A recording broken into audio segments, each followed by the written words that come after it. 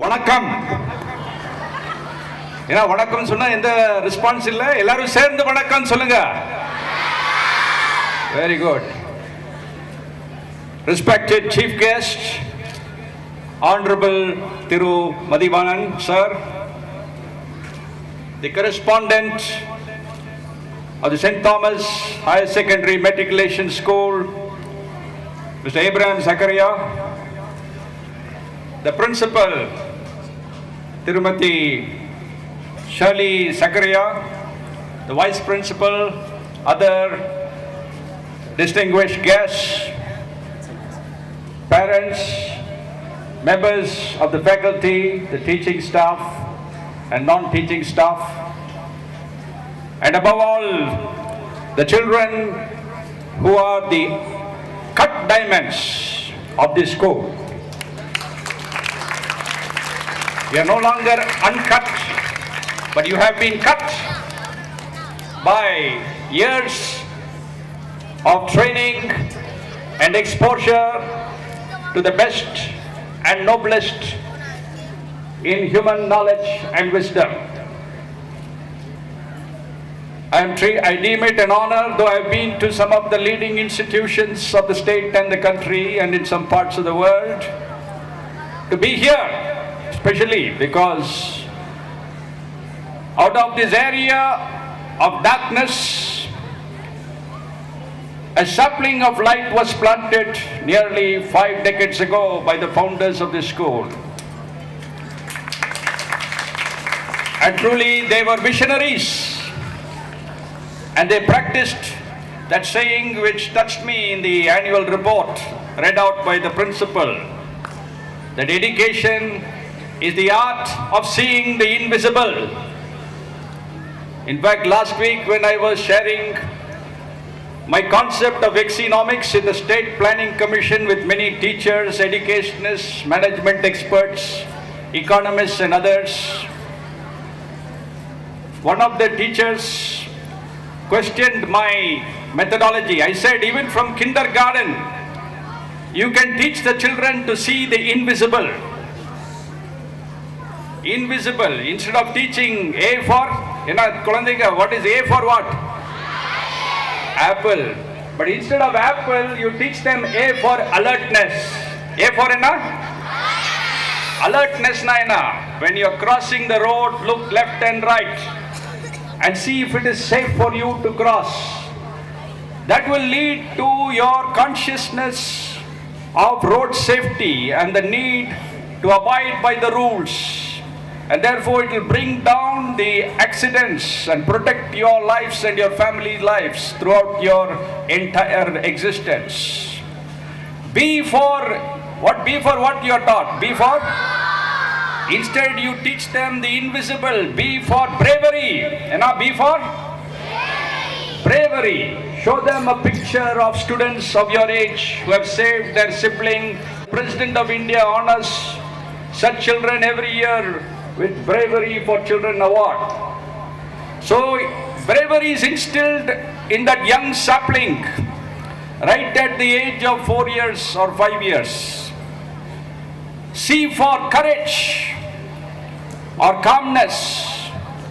D for determination instead of D for dog, because all these physical aspects you will learn at home itself. Your parents will tell you this is apple, and you will know that sound A is for apple. But in school, teach them the invisible.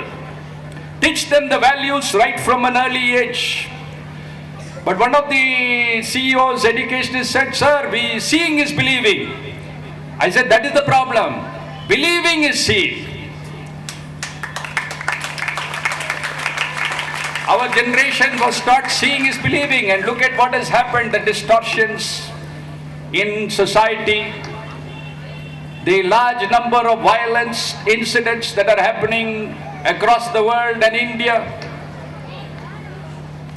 the scant regard for life that is witnessed in different parts of the world.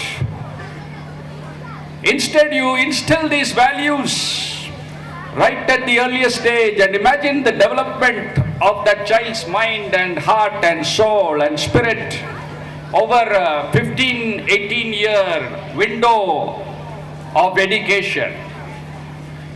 So stop teaching them materialistic things which they learn anyway from TV, from other media, or from peers, but teach them the invisible.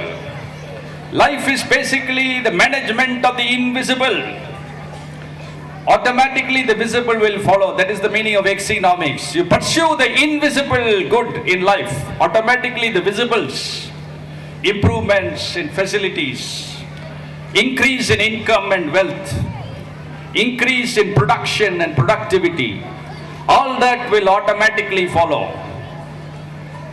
So I want to congratulate the management of this school for the excellent way in which they have groomed these children, which I was surprised to witness even in the pupil leaders who met me, and how confidently they presented themselves, introduced themselves, and welcomed me to this campus. It is on par with the best of schools in the heart of the city.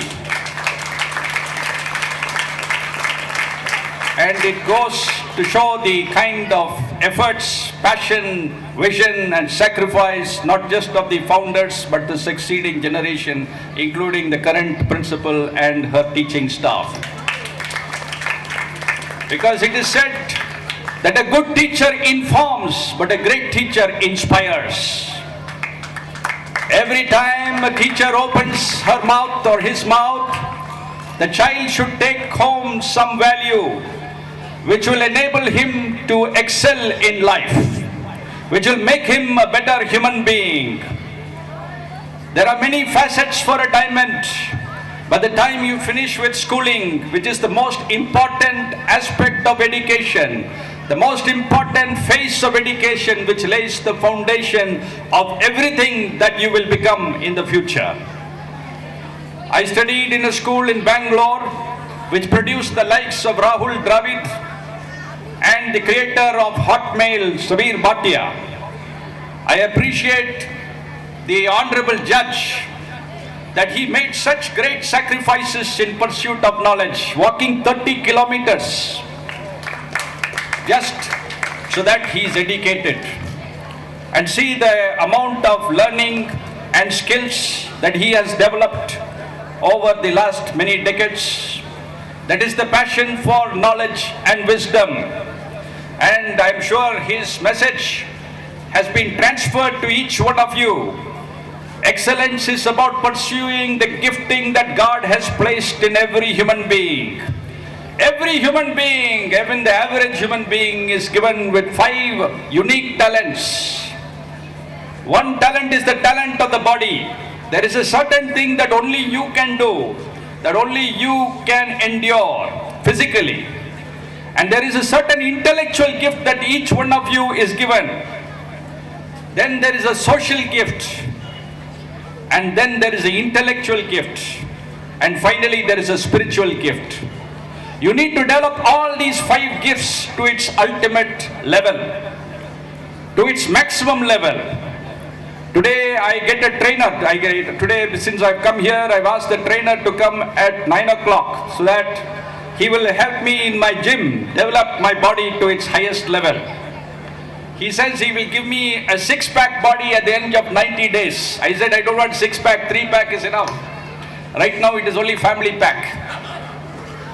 So physically, intellectually, emotionally, socially and spiritually, if the young people of this country are developed, a nation will automatically become the greatest of nations. As a student in school, I wrote these lines: south of England, south of Germany, south of France, south of Italy, there is one land greater than most, weaker than none, that is my India. And only institutions like this with a vision can produce that kind of a vision of India in the minds of every young person here. And the parents play a crucial role. As the Honorable Justice said, that they are the ones who contribute 25% to the inculcation of the values that are instilled even in the school. And even the peer group plays a role. What you learn from your peers, don't allow your peers, classmates to pull you back. The natural tendency for classmates, batchmates is not to allow you to go forward. But you must always be outstanding. You must shine in respect of these 5 unique talents that are placed in each one of you, each one of us. Automatically, by the year 2020, India will not just be a developed nation, but India will be a nation that teaches other nations how to develop large numbers of human resources. Our nation has the greatest human resource today with the greatest potential, because 40% of our population, or what is known as the demographic dividend, is unique to India. If God has destined that, that means there is a certain special purpose for this nation in this age and time. And that purpose will be realized only through both formal and informal education. But do not stop with formal education. What your teachers teach you in the classroom is not enough. You need to go beyond. They are facilitators. But you must develop a passion for knowledge and wisdom beyond the classroom walls, beyond the textbooks, beyond the syllabus, beyond the challenge to score centum in examinations. More than your qualification, it is your qualities that matter. Today we live in a world that those who are qualified do not have the qualities. These are the facets of the diamond. One, you must be calm. You must not be angry people. You must not reflect that in breaking the law or in terrorism or in support of any cause that is violent, that will shed a drop of blood of another creature, let alone a human being. You must not have any tendency to be aggressive and violent. Number 2, you must have the facet of courage. It takes courage to dream, because you need to stretch yourself out. You need to strain every nerve, every gray cell, every muscle to reach out to dreams. As the former Honorable People's President of India, Sri Abdul Kalam, whom I knew personally, said, a dream is not what you see when you sleep, but it is what keeps you from sleeping. And therefore, persist in whatever you are doing. Courage. The third is creativity. I am very happy that this school gives a lot of emphasis to creativity, which is visible right from the exhibition by the kindergarten students, right to the concepts of creativity in higher classes. Every one of you is given that gift of creativity. You must think of new ways of impacting the world, of solving problems. Soon after I joined the police, I said, what can I contribute to changing the police? Why do the people hate the police when the police exists for the sake of the people? It is weakening both for the police and the people. And as I thought about it, God gave me this idea, new idea, to create bridges between police and people, not just in Tamil Nadu but around the world today. The Friends of Police movement. Every one of you is a friend of police as long as you are law-abiding and God-fearing.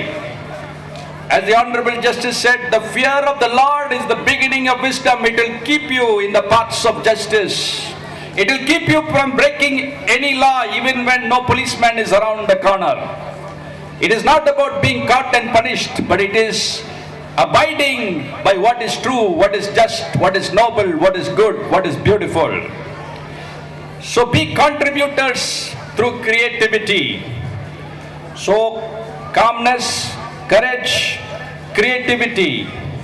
These are the facets that need to develop in addition to your pursuit of knowledge. But always regard wisdom as higher than knowledge. What is wisdom? It is the application of knowledge. When the teacher teaches you a triangle is how many sides? 3 sides. The teacher should tell you life is a triangle consisting of 3 sides, which is the physical, which is your body, which you need to develop in terms of health and fitness, in terms of good nutrition, in terms of good practices. Then the intellectual, which you need to develop to its highest potential. As I told you, each of us has unique intellectual gifting. And third is the spiritual. Whatever religious persuasion we come from, we should realize that we are spiritual beings having a part-time human experience rather than human beings who are having a part-time spiritual experience. Always have that fear of God and love for God, and automatically the greatest teacher of the universe, God himself, will begin to teach you. It is said, the children of the righteous will be taught of the Lord, and they shall have great peace. That means if you seek righteousness, spiritual terms, not in religious terms, but you will automatically have an abundance of peace and prosperity. So these facets are something that the school is inculcating in the children, and not just in the students. Through the students, even the parents are getting influenced, because it is said rightly that the child is parent to the parents, in the sense that they communicate certain things that they learn in school back at home. They teach the parents how to avoid wastage of power, not to smoke, not to drink, not to indulge in corrupt practices, because the children are so pure, so innocent. As Jesus said, the kingdom of God belongs to such as these. Do not hinder them. And therefore, parents, do whatever you can in terms of your personal effort and sacrifice to see that these children reach their highest potential. Give your hand and shoulder of support to the teachers, and instead of questioning them, you stand with them for the best interests of the children. On this 50th year, I wish this school great progress. There's going to be a great leap forward for this school and the other schools in this group in the coming years, as I see. And with this kind of a hope, you can surge forward into this golden jubilee. And I wish each one of you a blessed and golden future. Nandri Vanakkam. Thank you, sir. Respect is earned, trust is gained, loyalty is returned,